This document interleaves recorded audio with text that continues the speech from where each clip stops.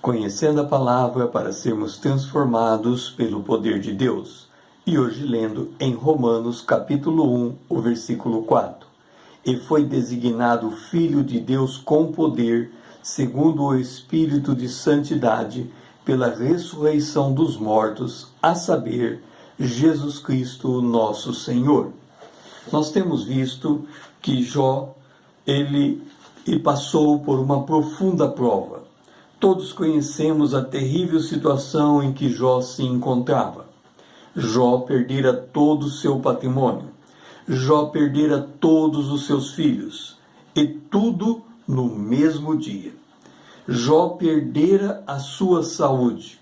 Mas Jó adorou a Deus. Jó entregou a sua causa a Deus.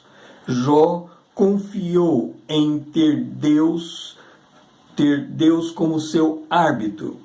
Jó confiou que o árbitro estaria entre Deus e ele.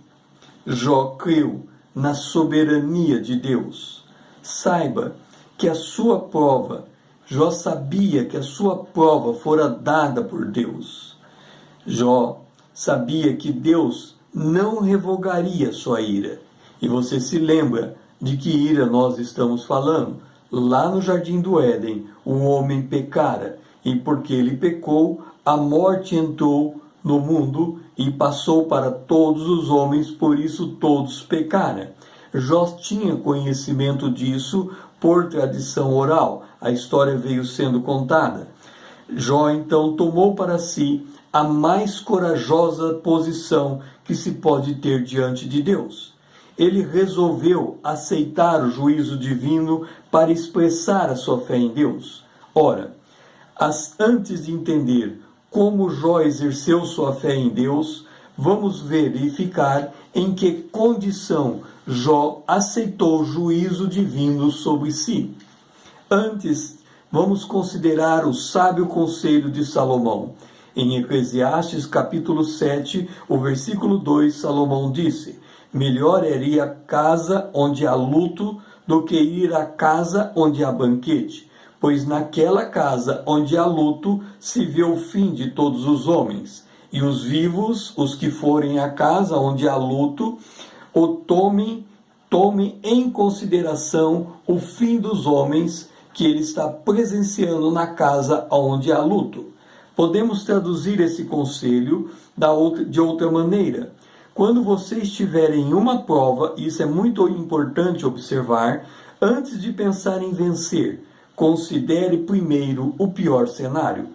Faça para si a seguinte pergunta: se tudo continuar como está, qual é a pior coisa que pode me acontecer? Por exemplo, se eu não pagar uma conta, vou perder os meus bens? Se eu não pagar os impostos, eu vou preso? Se eu não encontrar a cura da doença, eu vou morrer? Nós temos que considerar o fim último das coisas, ir até o final. Nós não podemos ter medo da morte, mas devemos considerar o que pode vir nos acontecer com toda a seriedade. Foi o que Jó fez. Ouça, em Jó 16, o verso 7, ele diz: na verdade, as minhas forças estão exaustas. Tu, ó Deus, destruíste a minha família toda. Depois ele disse em Jó 16, o verso 8: tu me puseste numa prisão, e por isso me acusa. Virei pele e osso, e por isso os outros pensam que sou culpado. O que Jó fez? Jó viu o pior que estava por vir, e que nada podia ser feito. Assim, se a morte é o fim, como fazer para colocar a nossa esperança em Deus? Confessando o que Jó confessou. Em Jó capítulo 17, o verso 15 e 16 diz: onde está, pois, a minha esperança? Sim, a minha esperança, quem a poderá ver? Ela descerá até as portas da morte, quando juntamente no pó teremos o descanso. O Jó estava dizendo: ainda que o fim seja a morte e eu vá para o túmulo, eu levarei comigo a minha esperança. E qual era a esperança de Jó? Lá atrás, Jó que apresentara sua causa a Deus e colocar a sua esperança em Deus, ele tinha esperança que o Deus vivo se despertaria por ele. Portanto, mesmo na morte, ele levaria essa esperança. Como Paulo declarou a mesma esperança, ele disse: onde está, ó morte, a tua vitória? Onde está, ó morte, o teu aguilhão? O aguilhão da morte é o pecado, e a força do pecado é a lei. Graças a Deus que nos dá a vitória por intermédio do nosso Senhor Jesus Cristo. Jó, ao perceber o fim das coisas, ao assimilar para si o fim das coisas, ao declarar: ainda que minha causa me leve à morte, eu levarei junto com minha causa a minha esperança, e o meu Deus se despertará por mim. O que Jó estava declarando? A sua convicção no poder da ressurreição.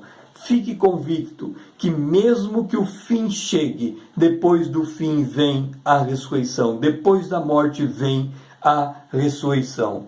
O meu nome é César Azevedo, usando a internet para abençoar a sua vida.